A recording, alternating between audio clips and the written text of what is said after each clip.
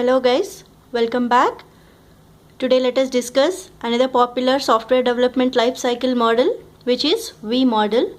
V stands for verification and validation.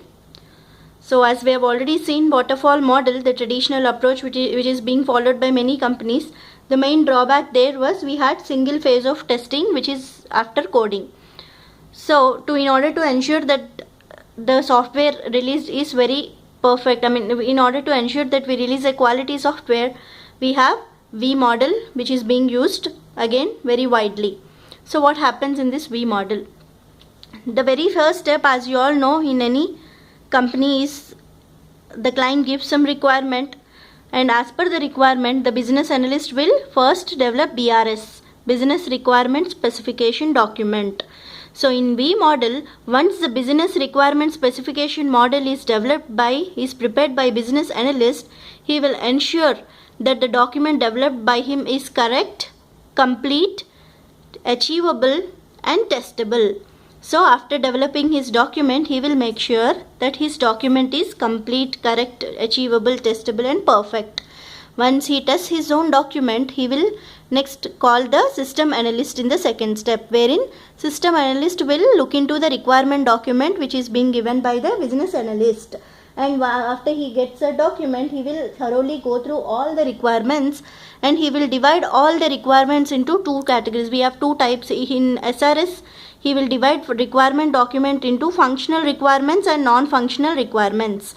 Functional requirements are those which will focus on the functionality of the project, like what happens when I click here, which page will come when I click this. So all these functionalities will be in functional requirements page, and wherein the non-functional requirements are also important in order to release a quality software. So non-functional requirements are something like what background color should be there so that it will be effective, or what color combinations should he choose, etc. So in SRS and also in software requirement specification, the system analyst will not only divide the requirements as functional and non-functional, he will also determine what tools are to be used in order to achieve the requirements. So all the softwares and tools will be defined by the system analyst, and he will prepare that document in this SRS phase. He also gives time estimates to each and every requirement, as he also know, this is completely a technical document, so that as he is a technical person, he will know how much time and what are the complexities of each requirement, and as per the complexities he will design that document. Once he completes his document, he will again review his own document. He will test his own document to see if all the requirements that he have divided are correct and complete.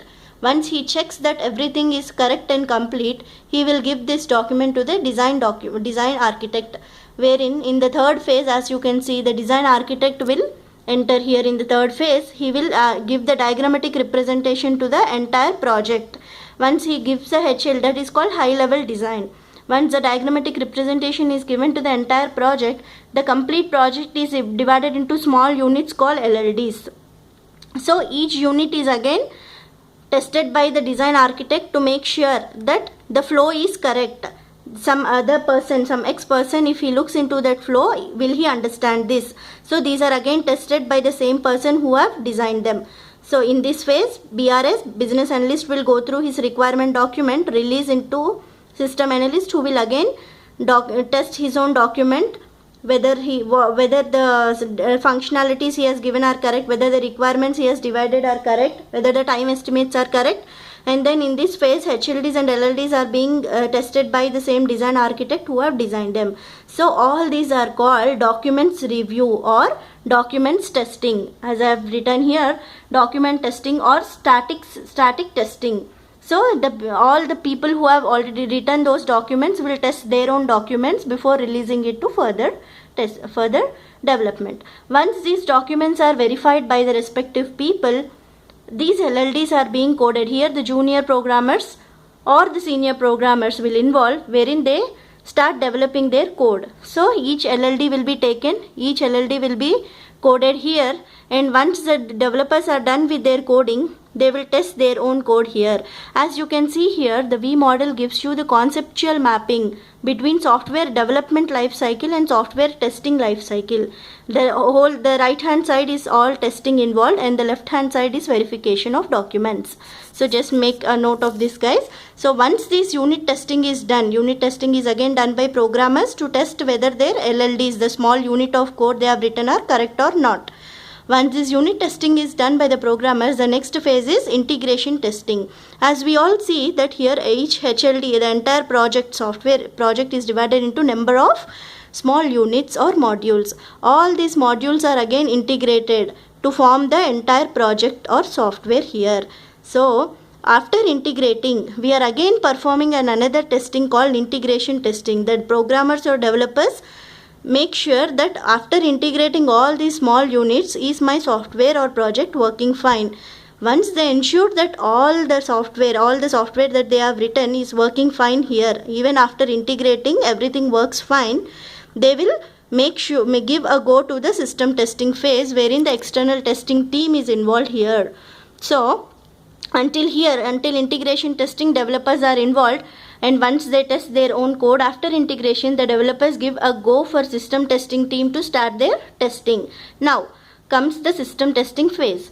The system testing will not bother about the code logic. They only have one reference document, which is SRS, which is software requirement specification.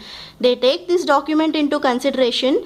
They look for all the functional and non-functional requirements, and they just test the software developed by the developers and see whether it is failed or passed.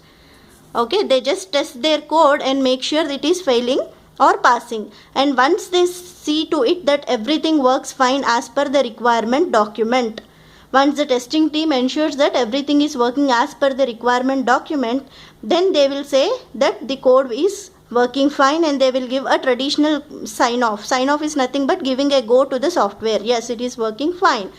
Then the very next step is acceptance testing. Acceptance testing is again, if you can see, mapped to the business requirement specification. Why? Because in the acceptance testing phase, the client or the customer is involved. Some of our developers, some of our testers, the project manager and the customer will sit together, and as the customer is the one person who has given the requirement, he will better know what requirement or what is the thing which he is expecting, and he will see that the software is meeting his requirement. And once he makes sure that the requirement he has given is correct as per the software developed, then he will say yes to the software, and after which the software will officially be released to the client or the customer. These are the steps. In the V model, as you can see, there is a conceptual mapping between each and every step. The business requirement document is tested by the business analyst. SRS will be tested. Software requirement specification will be tested by system analyst. The HLDs and LLDs will be designed by design architect, and he will test them before releasing to coding phase. And the coding junior developers will review all the above documents, will understand them, and then start their coding. And once they code their unit, once they are done with their coding, they will make sure that the code written by them is working fine, which is called unit testing phase. After unit testing is passed, they integrate all these LLDs in order to form one HLD. The entire software is being tested after integration, which is called integration testing phase. Again, this will be done by programmers.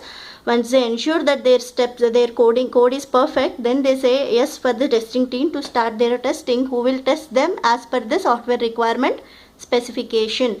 And once testing team ensures that the software is working fine, they'll call for an acceptance testing phase, user acceptance testing or UAT phase, which is most crucial phase, wherein the customer will be involved.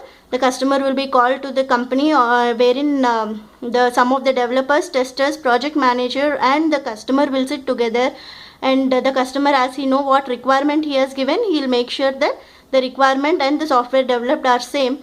He is meeting his requirements, and he will say yes, after which the software will be released. As you can see, the major disadvantage of this model is each and every phase the testing is involved. That is well and good, but in case in system integration, system testing phase, okay, if at all in system testing phase we will come to know that there is one defect or something is not working fine, then it has to go through the entire step. Again the BRS needs to be checked for correctness, SRS needs to be corrected if necessary, HLDs, if SRS needs to be corrected, the design needs to be changed. Again they have to code, they have to test their parts of code, integrate everything. So the cost and loss would be more if something fails in system testing phase. Except this, the other advantage, the best advantage is, as testing team is involved in each and every phase, we have quality software that is being released to the customer or client. Hope you all understand, guys. As you can see, the left hand side is entirely verification and the right hand side is validation. So the left hand side is called static testing and the right hand side is called dynamic testing. Thank you.